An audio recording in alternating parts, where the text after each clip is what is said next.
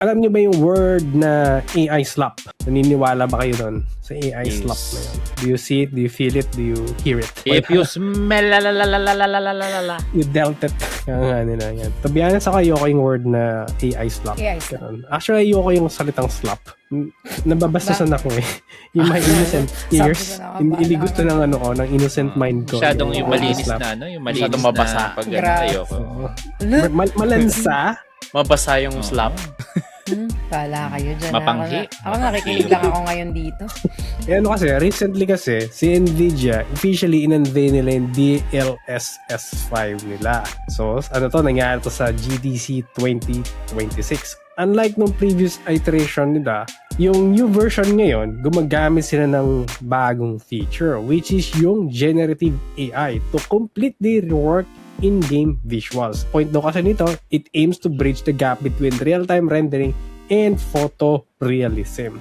If makikita sa picture na sa GIF natin ngayon, si Grace, parang magiging siya, photorealistic siya. Pag inon mo yung DLSS 5. Parang naging Brie Larson. Parang Brie Larson. Di ba? Si Brie Larson na nice mo. Naging incheck nga siya di ba? Nag-iba yung nationality niya kung titignan mo dito. Lahat ng RAM tsaka memory dyan napunta.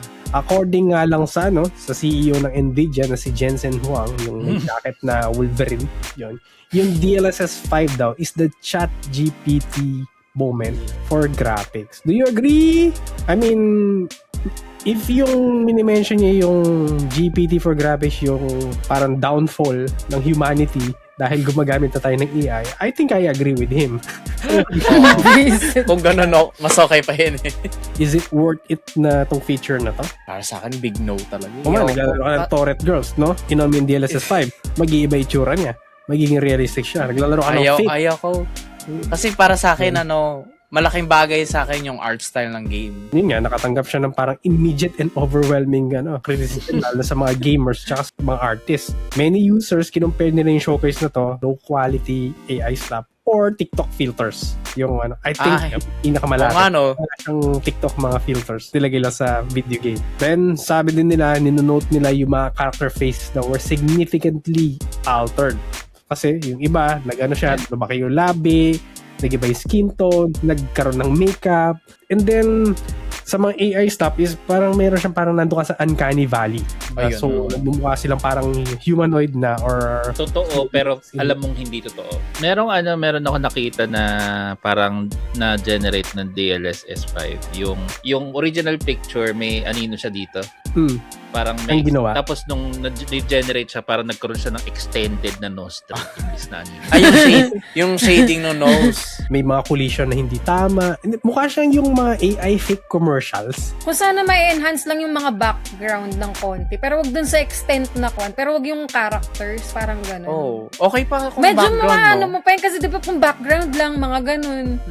Kasi meron talagang games na hindi na nila in-importan yung background. Kasi syempre, di ba? Pero wag yung character. Sa akin, magiging medyo okay pa yung side na ganun. Kung parang lang yan.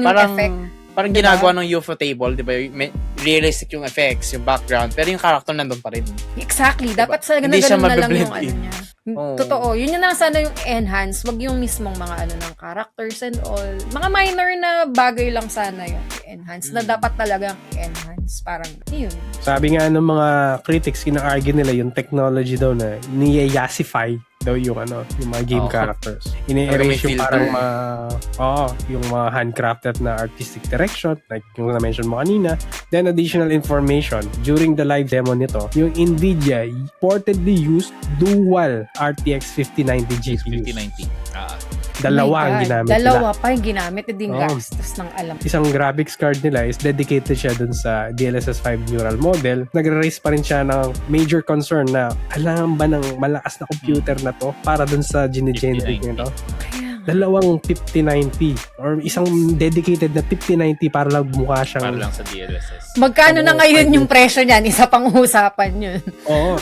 Oh my God. Yun nga, yun yung Hindi na yung pressure. May supply ba sila ng 5090 yun pa? Yun ibibenta? pa pala. Supply Kasi, meron ba? Yeah. So hindi na siya accessible sa average consumer kung tingnan mo. Tsaka lalaki din yung price ng mismong game, di ba? Kung lahat ng game may ganyan na feature. Bibilhin mo ba yung game or lalarin mo ba yung game unang-una kung yan yung market seller nila? Para sa akin, hindi. Parang I'll play it as intended ka nga nila. Ang alam ko rin, ewan ko bakit nirelease ni Nvidia to pero ang reported kasi walang lalabas na bagong GPU ang Nvidia this year. Yeah. Di ba? Kaya nga. Yan yung kapalit. Inubos talaga dahil lang dyan sa feature na yan. Grabe. Diba, nakatanggap ng criticism. Maraming may ayaw, maraming nag-argue. Oo. Sabi ni Jensen Huang, critics are completely wrong. Okay, lahat ng nag-disagree sa akin, mali kayo. Wala kayong laban sa leather jacket ko. Grabe sila. Wrong. Kinikriticize nyo yung mga opinion nyo kanina, invalid. Mali yun. Wala kayong leather jacket, tumahimik na lang kayo. Walang sinabing ganun. Ang reason niya dito, bakit kayo mali? Kasi daw yung mga developers, i-extend daw yung creative capabilities niya dahil dun sa post-processing filter. So, yung mga developers na nag-build nung parang aesthetic ng game nila na kinated sa specific world na yon is gagamitin tong filter na to para masira yung ginawa nila. Kaya nga eh. So, yeah. But again, sabi nga na Jensen Huang, you're wrong. Wrong. And that's all our topics for today's podcast. So, kung meron kayong topic suggestion, of course, feel free to leave message or mag-comment kayo sa mga videos na makikita nyo kami. And shoutout sa mga sumusunod. Yun. Shoutout sa mga recent na followers natin na si K.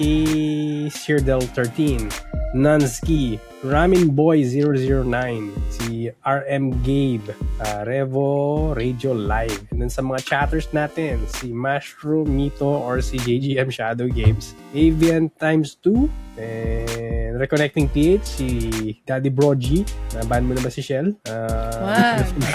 Si Antagonize X, si Tops na kumaway-saway kanina. Mamaya. Lapit na. Shoutout si Tops. Yun. So, Hey, yung iba Vinster! is na shoutout ka na dun sa mga recent na follows kanina. Tsaka si Kaka-computer mo. Yan. Si Kasi Connecting. Mushroom ko. Diba?